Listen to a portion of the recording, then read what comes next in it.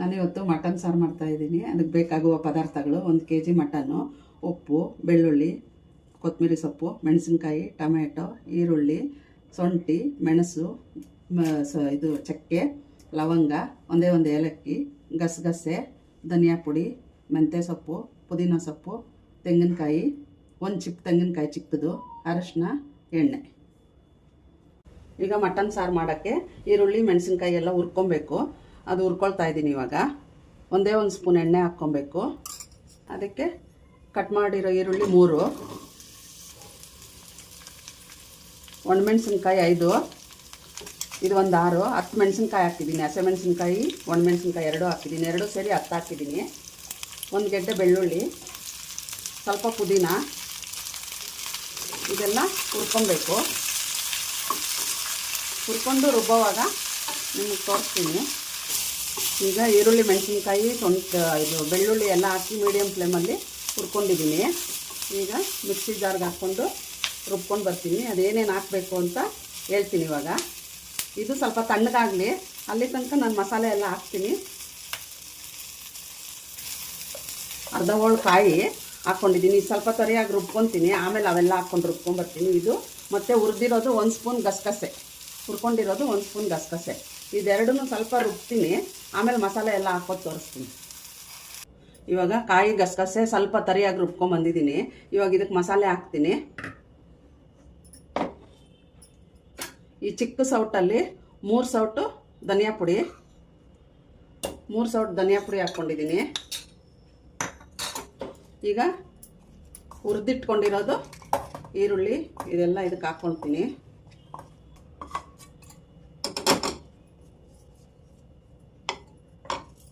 ಈಗ ಶುಂಠಿ, ಚಕ್ಕೆ, ಲವಂಗ, ಮೆಣಸು, ಒಂದು ಏಲಕ್ಕಿ, ಒಂದು ಅರ್ಧ ಸ್ಪೂನ್ ಮೆಣಸು ಹಾಕ್ಕೊಂಡಿದ್ದೀನಿ. ಇದೆಲ್ಲ ಇದಕ್ಕೆ ಹಾಕಬೇಕು. ಒಂದು ಅರ್ಧ ಸ್ಪೂನು ಅರಿಶಿನ, ಇದೆಲ್ಲ ಹಾಕಿ ರುಬ್ಕೊಂಡು ಬರ್ತೀನಿ. ಇವಾಗ ಮಸಾಲೆ ರುಬ್ಕೊಂಡು ಬರ್ತೀನಿ. ಈಗ ಮಸಾಲೆ ರುಬ್ಕೊಂಡು ಬಂದಿದ್ದೀನಿ. ಇದಕ್ಕೆ ಇವಾಗ ಕೊತ್ತಂಬರಿ ಸೊಪ್ಪು ಹಾಕ್ಕೊಂಡು ರುಬ್ಕೊಂಡು ಬರ್ತೀನಿ. ಈಗ ಮಟನ್ಗೆ ಒಗ್ಗರಣೆ ಹಾಕ್ತಾಯಿದ್ದೀನಿ. ಒಂದು ದೊಡ್ಡ ಸೌಟಲ್ಲಿ 1 ಸೌಟ್ ಎಣ್ಣೆ. ಈಗ ಎಣ್ಣೆ ಹಾಕಿದ್ದೀನಿ. ಇದಕ್ಕೆ ಕಟ್ ಮಾಡಿರೋ ಒಂದು ಈರುಳ್ಳಿ ಸಣ್ಣದು, ಈರುಳ್ಳಿ ಒಂಚೂರು ಫ್ರೈ ಮಾಡ್ಕೊಳ್ಳೋಣ. ಅದಕ್ಕೆ ಚೂರು ಮೆಂತ್ಯ ಸೊಪ್ಪು ಚೆನ್ನಾಗಿ ಫ್ರೈ ಮಾಡ್ಕೊಳ್ಳೋಣ. ಎಣ್ಣೆ ಒಂಚೂರು ಜಾಸ್ತಿ ಹಾಕ್ಕೊಂಡ್ರೆ ಗ್ರೇವಿ ಥರ ಇರ್ತೈತೆ, ಚೆನ್ನಾಗಿರ್ತೈತೆ. ಅದಕ್ಕೆ ನಾನು 1 ಸೌಟ್ ಎಣ್ಣೆ ಹಾಕ್ಕೊಂಡಿದ್ದೀನಿ.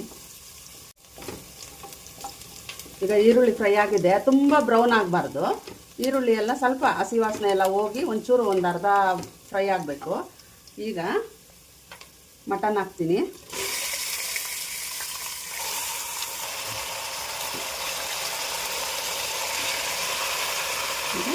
ಸ್ವಲ್ಪ ಉಪ್ಪು ಹಾಕಿರ್ತೀನಿ, ಮತ್ತು ಆಮೇಲೆ ಹಾಕಬೇಕು. ಒಂದು ಸ್ವಲ್ಪ ಅರಿಶಿನ ಹಾಕಿ ಮಿಕ್ಸ್ ಮಾಡೋಣ ಚೆನ್ನಾಗಿ.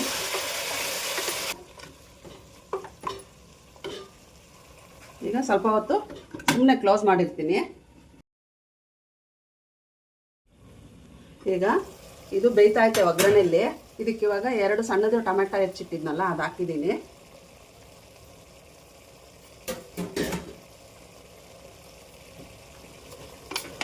ಈಗ ಈ ನೀರೆಲ್ಲ ಸ್ವಲ್ಪ ತಿಂಕೋಬೇಕು. ನೀರೆಲ್ಲ ಮಟನಲ್ಲಿ ತುಂಬ ನೀರು ಇರ್ತೈತೆ.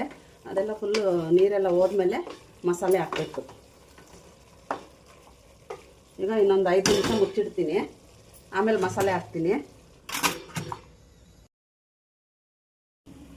ಈಗ ಓಪನ್ ಮಾಡಿ ನೋಡ್ತೀನಿ.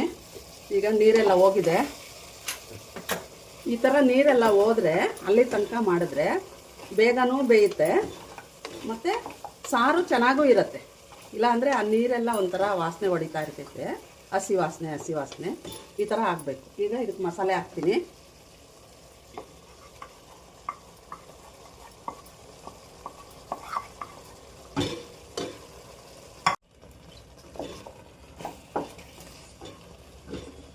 ಈಗ ಮಸಾಲೆ ನೀರು ಹಾಕ್ಕೊತಾ ಇದ್ದೀನಿ. 1-2 ಗ್ಲಾಸ್ ಆಗೋಷ್ಟು. ಒಬ್ಬೊಬ್ರಿಗೆ ಸಾರು ಗಟ್ಟಿ ಇರಬೇಕು, ಒಬ್ಬೊಬ್ರಿಗೆ ಸ್ವಲ್ಪ ತೆಳ್ಳಗಿರಬೇಕು. ಅದು ನೋಡಿಕೊಂಡು ಆಮೇಲೆ ಉಪ್ಪು ಖಾರ ನೋಡಿಕೊಂಡು ಹಾಕ್ಕೊಳ್ಳಿ ನೀರು. ಫಸ್ಟೇ ಕುಕ್ಕರ್ ಕೂಗಬೇಕಲ್ಲ, ತುಂಬ ಗಟ್ಟಿಯಾಗಿ ಮಾಡಿಬಿಡ್ಬಾರ್ದು. ಒಂಚೂರು ನೀರಂಗೆ ಮಾಡಿದ್ರೆ ಕುಕ್ಕರ್ ಕೂಗಿ ಬೇಯೋ ಅಷ್ಟೊತ್ತಿಗೆ ಸರಿ ಹೋಗುತ್ತೆ. ತುಂಬ ಗಟ್ಟಿ ಮಾಡಿಬಿಟ್ಟು ಕುಕ್ಕರ್ ಮುಚ್ಚಬಾರ್ದು. ಇನ್ನೊಂಚೂರು ಉಪ್ಪು ಹಾಕಬೇಕು. ಸ್ವಲ್ಪ ಉಪ್ಪು ಹಾಕ್ಬಿಟ್ಟು ಕುಕ್ಕರ್ ಮುಚ್ತೀನಿ.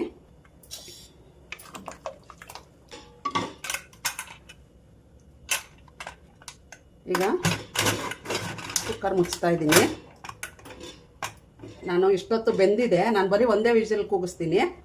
ಆಮೇಲೆ ನೋಡ್ಕೊಂಡು ಬೇಕಾದರೆ ಇನ್ನೊಂದು ಕೂಗಿಸ್ಕೊಳ್ತೀನಿ. ಈಗ 2 ವಿಷಲ್ ಕೂಗಿಸ್ಕೊಂಡಿದ್ದೀನಿ. ಅದು 1 ವಿಷಲ್ಗೆ ಬೆಂದಿರಲಿಲ್ಲ, 2 ಕೂಗಿಸ್ಕೊಂಡಿದ್ದೀನಿ. ನೋಡೋಣ ಇವಾಗ.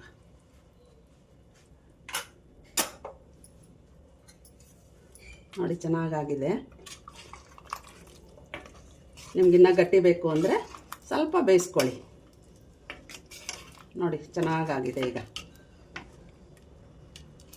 ಈಗ ಸರ್ವ್ ಮಾಡ್ತೀನಿ.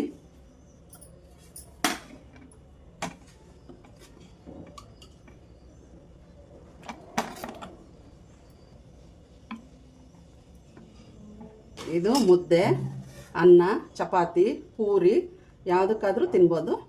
ನೀವು ಮಾಡ್ಕೊಂಡು ತಿಂದ್ಬಿಟ್ಟು ಕಮೆಂಟ್ ಮಾಡಿ, ಸಬ್ಸ್ಕ್ರೈಬ್ ಮಾಡಿ, ಎಲ್ಲ ಲೈಕ್ ಮಾಡಿ.